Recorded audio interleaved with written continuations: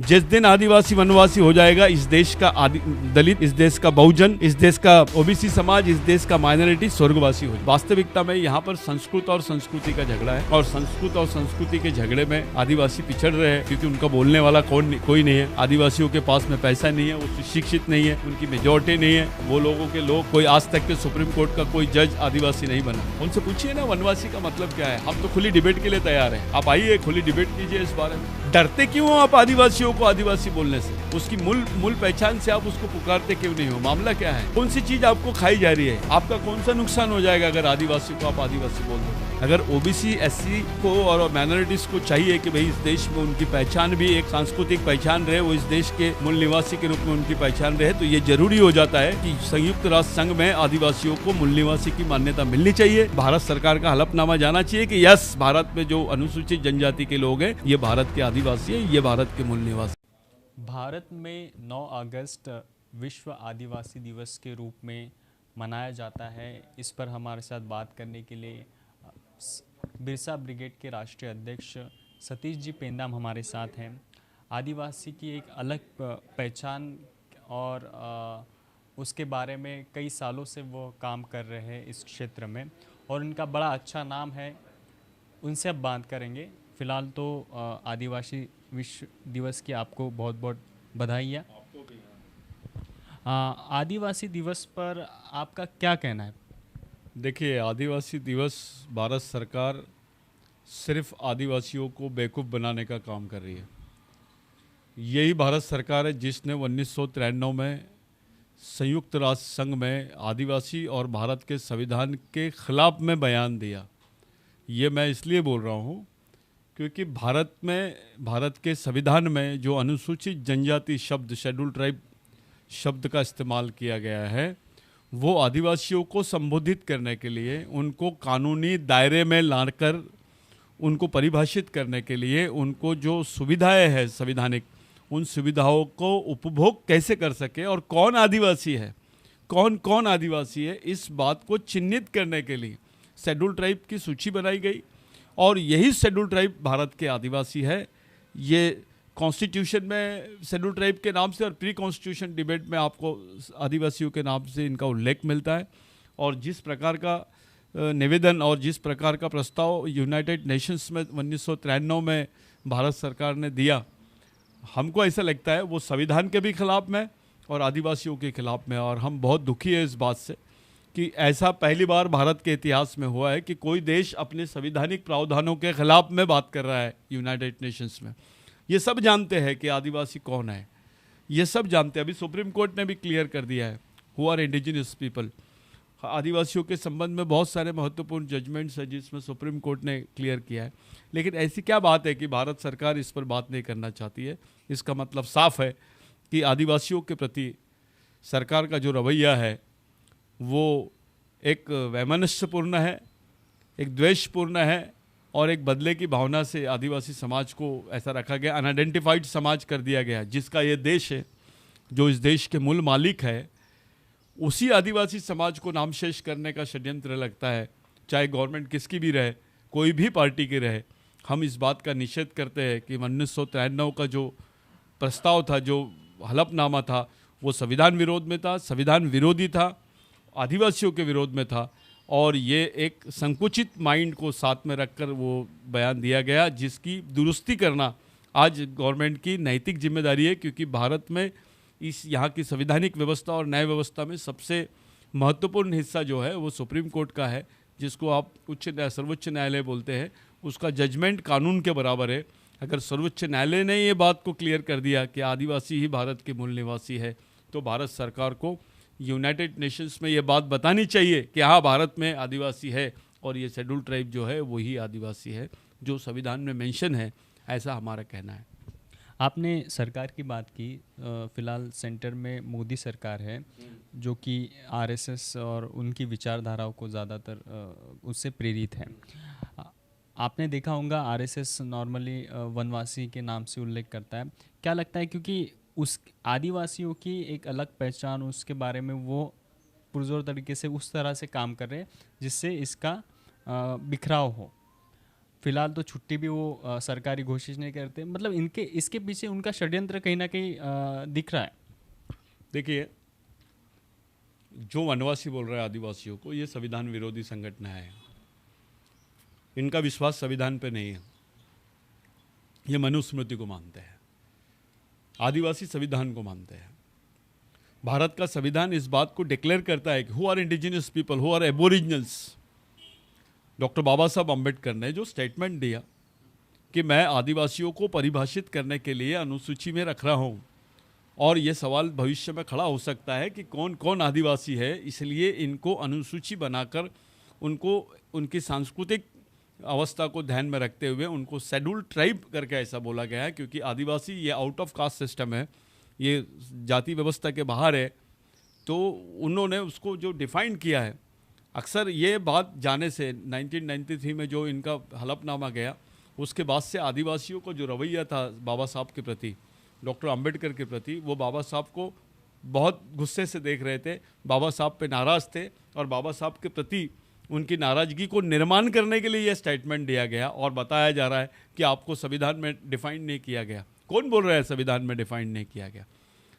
हम तो पूछ रहे हैं कि जो हलफनामा 1993 में गया, क्या वो भारत के संविधान विशेषज्ञों के माध्यम से गया? जब उसको आपने भेजे तो क्या प्री कॉन्स्टिट्यूशन डिबेट का उसमें हवाला लिया गया कि किन के लिए ये प्रोविज़न किया गया है? ये जो घटना है, ये देश की सबसे निंदनीय घटना है। जो घटना हुई है, इससे पूरा आदिवासी समाज, हमारी आने वाली जनरेशन का आइडेंटिटी का प्रश्न खड़ा हो गया। आज पूरे विश्व के बहुत सारे देशों में आदिवासियों को अंतर्राष्ट्रीय संरक्षण मिल रहा है, उनको अंतर्राष्ट्रीय कानूनों के हिसाब से उनके डेवलपमेंट्स के प्रोग्राम बन रहे हैं, उनको बाकायदा ये सब कुछ मिल रहा है। लेकिन भारत में ऐसा नहीं है। भारत में आने ही नहीं दिया जा रहा, आदिवासियों की वास्तविक संकल्पना को सामने नहीं खड़ा करने दिया जा रहा। वास्तविकता में यहाँ पर संस्कृत और संस्कृति का झगड़ा है, और संस्कृत और संस्कृति के झगड़े में आदिवासी पिछड़ रहे हैं, क्योंकि उनका बोलने वाला कोई नहीं है। आदिवासियों के पास में पैसा नहीं है, वो सुशिक्षित नहीं है, उनकी मेजॉरिटी नहीं है। वो लोगों के लोग, कोई आज तक के सुप्रीम कोर्ट का कोई जज आदिवासी नहीं बना। जो आदिवासी जजेस बनने चाहिए थे, सुप्रीम कोर्ट में कभी कोई आदिवासी आदमी जज नहीं बना है। तो ये एक सबसे बड़ी दुख की बात है हमारे लिए।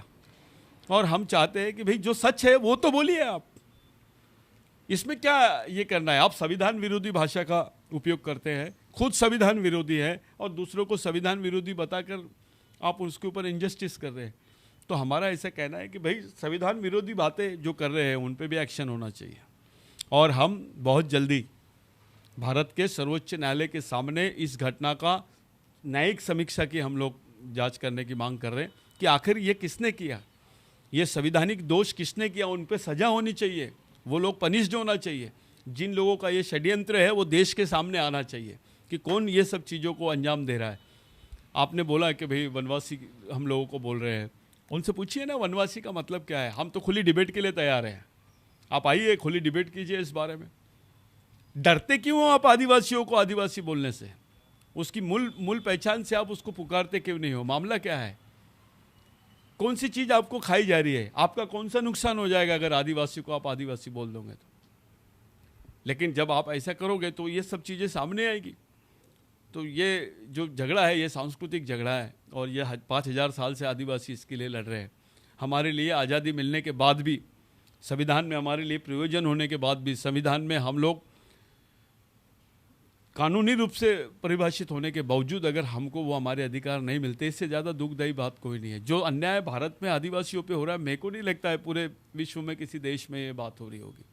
तो हमारे लिए ये बहुत महत्वपूर्ण प्रश्न है आज के दिन कि भारत सरकार ने वो 93 का जो स्टेटमेंट है उसको रिव्यू करना चाहिए, उसकी कानूनन और संवैधानिक समीक्षा करनी चाहिए कि इतनी बड़ी बात जो हुई है ये निंदनीय बात है। ये पूरे विश्व में भारत जैसे देश की बदनामी होंगी कि भाई संविधान में प्रयोजन होने के बाद भी ऐसा हुआ और इस तरीके का रिप्रेजेंटेशन जाता है। इससे ज़्यादा शोकांतिका हमारे लिए नहीं हो सकती। हम बहुत दुखी है, आहत है। आज पूरा आदिवासी समाज मांग कर रहा है कि हमको आदिवासी घोषित कीजिए, और संविधान में ऑलरेडी ये किया गया है, उसका प्रयोजन हुआ है। जब जयपाल सिंह मुंडा ने इस सवाल को उठाया तो उसका आंसर में डॉक्टर बाबा साहब अम्बेडकर ने बोला कि हम आदिवासी को ही डिफाइन कर रहे हैं। आदिवासी को डिफाइन करने के लिए शेड्यूल ट्राइब का लिस्ट हम लोग डेवलप कर रहे हैं, वो अनुसूची निर्माण कर रहे हैं। ये बात क्लियर हो चुकी थी, इस पे डिबेट है। इस पे कॉन्स्टिट्यूशनल डिबेट है, जिसको अभी सुप्रीम कोर्ट्स भी कोर्ट करने लग गए, समता के जजमेंट में किया है। वो कैलाश विरुद्ध महाराष्ट्र शासन, जिसमें 2011 में जो जजमेंट आया सुप्रीम कोर्ट, वो तो स्ट्रेट फॉरवर्डली बोला है जस्टिस काटजू और बाकी इन्होंने कि भैया ये भारत के मूल निवासी है। तो ये बात छुपाई जा रही है, ये सबसे बड़ी बात, ये सबसे दुखदायी बात है, छुपाए जाना। मैं सबसे पहले ये सवाल है कि भाई आप आके छुपाना क्या चाहते हो, क्यों छुपाना चाहते हो, क्या फ़ायदा है आपको इससे? वो गरीबों को तुम, उनकी जो मजबूर लोग हैं, जो आज ऐसी उनकी जानवर से बदतर हालत है, वो लोगों की बात को, जो सही में इस देश के मूल मालिक हैं, उनकी बात को छुपाना। वास्तविकता में ये इशू ओबीसी का भी है, ये इशू एससी का भी है, ये इशू माइनॉरिटी का भी है। जब तक के आदिवासी इस देश में परिभाषित नहीं होंगे, ये लोगों भी परिभाषित नहीं होंगे और इनकी जो सांस्कृतिक गुलामी है वो कायम रहेंगी। अगर ओबीसी एससी को और माइनॉरिटीज़ को चाहिए कि भाई इस देश में उनकी पहचान भी एक सांस्कृतिक पहचान रहे, वो इस देश के मूल निवासी के रूप में उनकी पहचान रहे, तो ये ज़रूरी हो जाता है कि संयुक्त राष्ट्र संघ में आदिवासियों को मूल निवासी की मान्यता मिलनी चाहिए। भारत सरकार का हलफनामा जाना चाहिए कि यस, भारत में जो अनुसूचित जनजाति के लोग हैं, ये भारत के आदिवासी है, ये भारत के मूल निवासी है।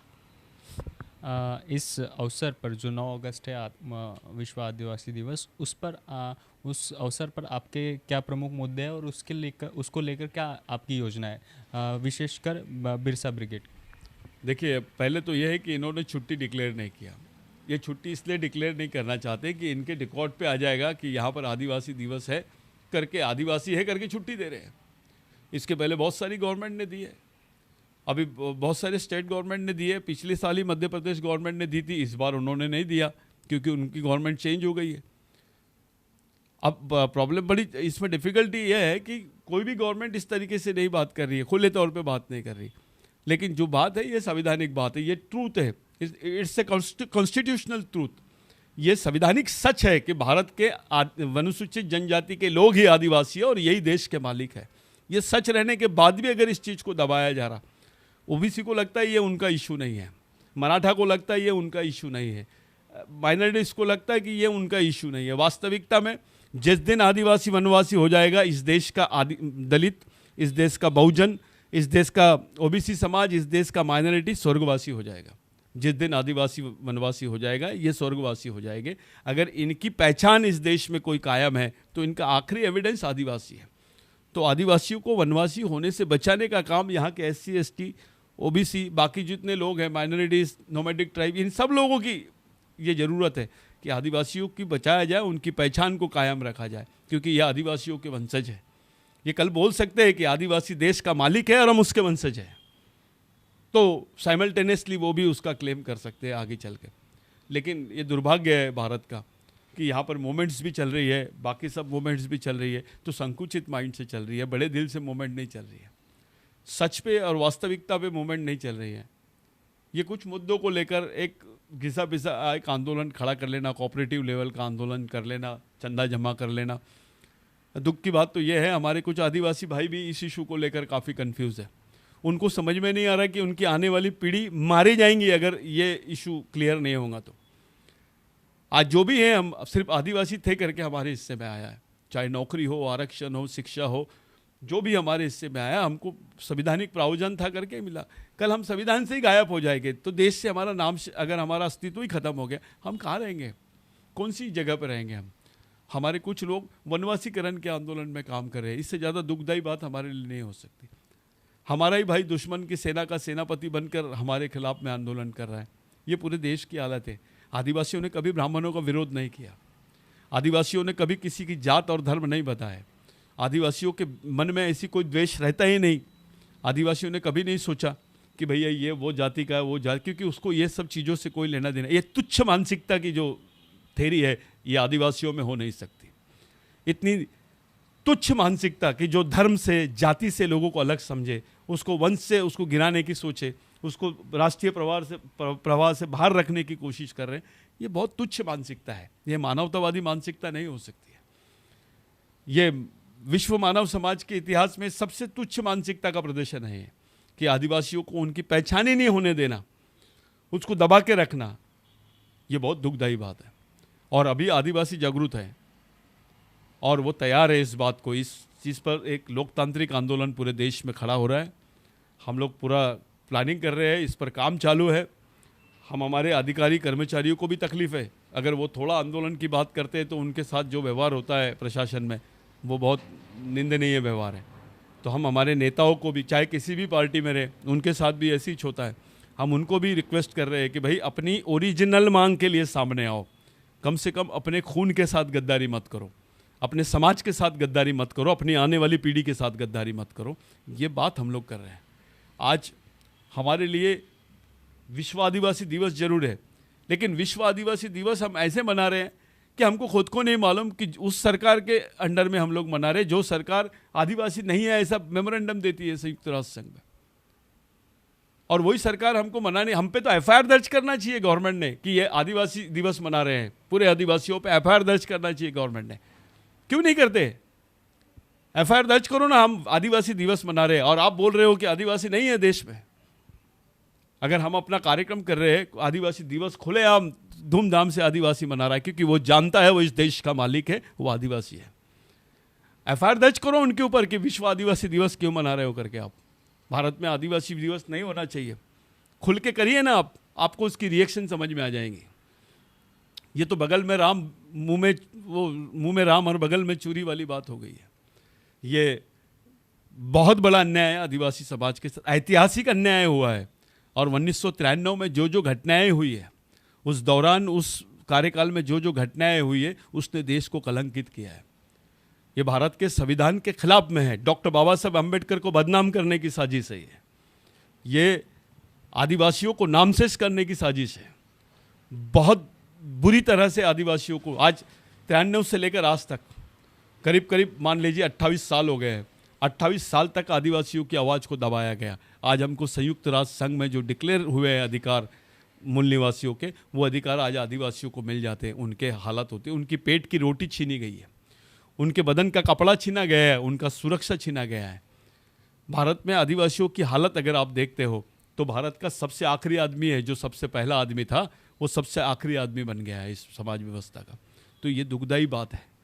आदिवासियों को वनवासी बोलना यानी उसको प्राणी तुल्य ये देना। जंगल में सुअर भी रहता है, शेर भी रहता है, प्राणी भी रहते हैं और आदिवासी भी रहता है। आप बोल किसको रहे हो?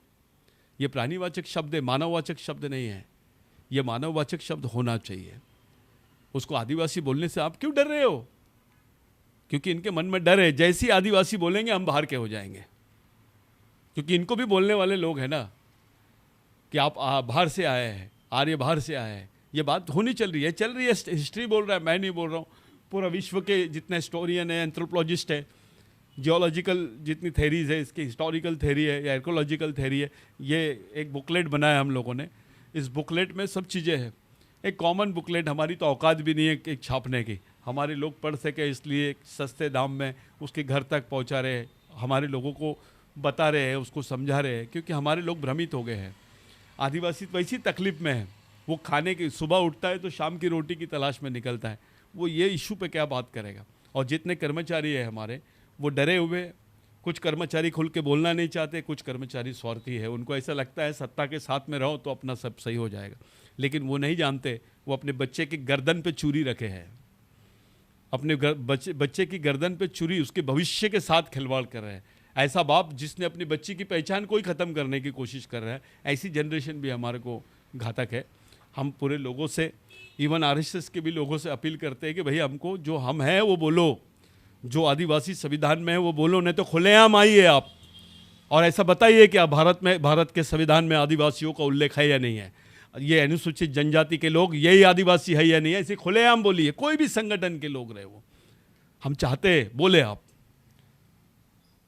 लेकिन कोई नहीं बोलेगा। इसका मतलब साफ है कि एक षड्यंत्र चालू है आदिवासियों के खिलाफ में। उनके जल जंगल जमीन को लूटने का षड्यंत्र चालू है, उनको बर्बाद करने का। ये देश आज जो बचा है, ये जंगल जो बचे हैं, जो जमीनें बची, ये किसके भरोसे है? ये पर्यावरण किसके भरोसे बचा? आदिवासी संस्कृति के भरोसे बची है। आज एक आध आदमी झाड़ लगाता है तो उसको पद्मश्री का अवार्ड दे देते हैं आप। अरे हमारी पूरी कौम को पद्मश्री का अवार्ड दे दीजिए, चलो बोलिए। एक आदमी अगर झाड़ लगाता है तो पद्मश्री, पर्यावरण करता है तो उसको पद्मश्री, आप भारत रत्न की बात कर लेते हो उसके लिए। आदिवासियों के लिए क्या कर रहे हो आप? अरे कुछ नहीं कर सकते तो उनको आदिवासी बोल दो यार। कोई पद्मश्री पद्मश्री और भारत रत्न नहीं होना हमको। कम से कम आदिवासी तो बोलो जो है संविधान में, या तो आप बोलिए कि संविधान में नहीं लिखा है। यह संविधान में जो अनुसूचित जनजाति बोली गई है, यह किस आधार को लेकर बोली गई है? बाबा साहब अंबेडकर झूठे हैं क्या? यह संविधान निर्माता जितने बैठे थे वहां पर वो झूठे हैं क्या? जयपाल सिंह मुंडा झूठा है क्या? इसके आगे तो मैं जाना ही नहीं चाहता। मैं बिरसा मुंडा, टंट्या भील, बाबूराव शर्मा के, राघोजी भांगरे, इनकी बात नहीं कर रहा मैं तो इधर आ रहा हूं। मैं तो संवैधानिक डिबेट को, संवैधानिक प्रावधानों को भी अगर हम बनावटी तरीके से प्रेस कर रहे हैं और किसी समाज का नुकसान हो रहा है, इसका मतलब क्या है? It's a intellectual encounter. उस वक्त आदिवासियों का कोई बोलने वाला नहीं था, बोला नहीं गया, उनकी आवाज दबाई गई। ये जो वैचारिक एनकाउंटर हो रहा है, जो कॉन्स्टिट्यूशनल एनकाउंटर हमारे साथ किया है, जो सरकार देश की संविधान के भरोसे चलती है और वो संविधान विरोधी स्टेटमेंट संयुक्त राष्ट्र संघ में देती है, इससे ज्यादा दुखदायी बात इस देश में क्या हो सकती है? तो संविधान विरोधी कौन है ये तो पता चले। सुप्रीम कोर्ट के साइटेशंस आ गए, सब आ गए, बावजूद उसके ये एक जबरदस्ती देश में, एक कानून जबरदस्ती, यानी लोगों को आप जो चाहोगे वो कर लोगे देश में। ये नहीं चलेगा। इस देश का मालिक आदिवासी था, आदिवासी है, आदिवासी ही रहेगा। और जो उसके वंशज है उनको बोलना पड़ेगा कि हम आदिवासियों के वंशज हैं, तभी वो इस मान्यता की तरफ आ सकते हैं। ये सांस्कृतिक संघर्ष का मामला है। ये किसी समाज के, किसी व्यक्ति, किसी धर्म के खिलाफ का मामला नहीं है। ये किसी समाज की सांस्कृतिक, जब 10,000 साल से आदिवासियों का इतिहास यहाँ दफन है। जब भगवान पैदा नहीं हुए थे तब आदिवासी यहाँ पर रह रहे थे। तो ये इतने बड़े इतिहास को ख़त्म करना, उसकी, इस देश की एंथ्रोपोलॉजी को ही ख़त्म करना, ये शोकांतिका है, ये गलत बात है। आज विश्व आदिवासी दिवस पर मैं पूरे आदिवासी भाइयों को, पूरे मूल निवासी भाइयों को, इस देश के बहुजन भाइयों को, इस देश के दलित भाइयों को, अल्पसंख्यक भाइयों को, उच्च वर्णीय भाइयों को भी हम लोग इस बात की शुभकामनाएं देते हैं, क्योंकि आज विश्व को आदिवासी संस्कृति की ज़रूरत है। ये हवा जो चल रही है ये आदिवासियों की देन है। ये जो पानी आप तक के आ रहा है ये आदिवासियों की देन है। जो पर्यावरण टिका है वो आदिवासियों की देन है। कौन से धर्म ने इसको टिकाने के लिए काम किया ये बताइए? नहीं तो हम साबित करके बताते आदिवासियों ने टिकाया है, आदिवासी संस्कृति की वजह से टिकी है। जो आप महादेव को मॉडल बोलते हैं, ये कौन है? ये आदिवासी संस्कृति का मॉडल है। ये लिंगों का मॉडल आदिवासी संस्कृति का मॉडल है। टंट्या भील ने क्या बताया? आदिवासियों ने 70% लड़ाई लड़ी है भारत के लिए। भारत बचा तब संविधान काम में आया आपके। ये भारत बचाया किसने? खुल के बोलिए ना आप। इस पे डिबेट क्यों नहीं करते? आइए टीवी पे बुलाइए, पूरे चैनल को निष्पक्ष रूप से बताइए। छुपा छुपा के गलत न्यूज़ लोगों को बताते हो, ये नहीं, सही बताओ, जो है वो सही। देश की आने वाली पीढ़ी अपने बाप को नहीं कोसना चाहिए कि मेरे को गलत इतिहास बताया। आज अगर हमको भी हमारे लोग, हमारी आने वाली पीढ़ी कोसेंगी तो उनको भी कोसेंगी कि आपने भी गलत बताया। सच पे आधारित, वास्तविकता पे आधारित कोई भी आंदोलन दीर्घकालीन तक टिकता है। अगर आप झूठ का सहारा ले लिए, आप बनावटी और षड्यंत्र का सहारा ले, षड्यंत्र के आधार पे कोई मिशन नहीं खड़ा होता, कोई समाज नहीं खड़ा होता। षड्यंत्र के आधार पे आप सिर्फ पॉलिटिक्स कर सकते हो, राज सत्ता का उपयोग और उपभोग कर सकते हो। अगर आपको समाज निर्माण करना है, देश को बचाना है, तो आपको सच्चाई और आइडियोलॉजिकली बात को साफ, सही और सिद्ध तरीके से समाज के सामने, देश के सामने रखना पड़ेगा। हम अपेक्षा करते हैं देश के राष्ट्रपति से, प्रधानमंत्री जी से और सभी पार्टी के सांसदों से, सभी धर्मों के लोगों से कि भाई आदिवासियों को उनकी पहचान दो, आदिवासियों को आदिवासी बोल के बुलाया जाए, जो उनकी संवैधानिक पहचान है। ये लोग बोलते हैं अनुसूचित जनजाति बोला है। अबे किसको बोला है ये बताओ ना? क्यों बोला है अनुसूचित जनजाति? किसी समाज का नाम होता है क्या? आदिवासियों के लिए कानूनन दायरे में उनको बैठाने के लिए कि कौन कौन आदिवासी है, उनकी अनुसूची बनाई गई और उस अनुसूची को अनुसूचित जनजाति का नाम दिया गया, उसको शेड्यूल ट्राइब बोला गया। They are the aboriginal people of India. What supreme court says, they are the indigenous people of India. अब तो सुप्रीम कोर्ट इंटरनेशनल कोर्ट का और यूएनओ का हवाला देने लग गए अपने इस पर। तो सुप्रीम कोर्ट को समझ में आ गया कि नहीं, ये दे आर डिजर्विंग। अभी बहुत दिनों के बाद, 70, 50, 60 साल के बाद में आदिवासियों को सुप्रीम कोर्ट ने स्थान दिया अपने जजमेंट्स पे, उनके साथ ये हुआ। आज आदिवासियों का जो विश्वास है देश के संविधान और सुप्रीम कोर्ट पे बैठ गया है, नेताओं पे नहीं है, पार्टियों पे नहीं है, लेकिन न्याय व्यवस्था पे आज आदिवासियों का विश्वास आ रहा है। ये बहुत बड़ी बात है। और जिनको देश का संविधान नहीं मालूम वो देश के संविधान विरोधी और उनको राष्ट्र विरोधी ये बोलना, ये बहुत दुखदायी बात है। मैं आदिवासी दिवस पर सबको शुभकामनाएं देता हूँ। पूरे लोगों को मैं विनंती करता हूँ, हाथ जोड़ के हम लोग ये करते हैं कि बिरसा ब्रिगेड की तरफ से, आदिवासी विचार मंच की तरफ से, हमारे बाकी संगठनों के माध्यम से हम लोग सब लोगों को ये विनंती करते हैं हाथ जोड़ के कि आदिवासियों को आदिवासी बोलो। सुप्रीम कोर्ट बोलता है कि आदिवासियों को आदिवासी होने का सम्मान मिलना चाहिए। ये इस देश के किसी भी सरकार और किसी भी प्रत्येक नागरिक का कर्तव्य है, ऐसा सुप्रीम कोर्ट बोलता है। और सुप्रीम कोर्ट का न्याय व्यवस्था जो है, सुप्रीम कोर्ट की जो न्याय प्रणाली है, उसका आदर देश के तमाम नागरिकों ने करना चाहिए, ऐसी मेरी अपेक्षा है। सबको शुभकामनाएं। जय आदिवासी। और मैं आपसे सबसे विनंती करता हूं कि शांतिपूर्ण तरीके से इस उत्सव को मनाइए, आदिवासी दिवस को मनाइए। और कोरोना का जो डिस्टेंसिंग का पालन है आप लोग ज़रूर करिए, क्योंकि कोरोना ये हम सब लोगों के लिए सिचुएशन ऐसी है, सिचुएशन ख़राब नहीं होना चाहिए, हालात ख़राब नहीं होना चाहिए, इस बात की भी सावधानी सब लोगों ने रखना चाहिए, ऐसी मेरी अपेक्षा है। धन्यवाद।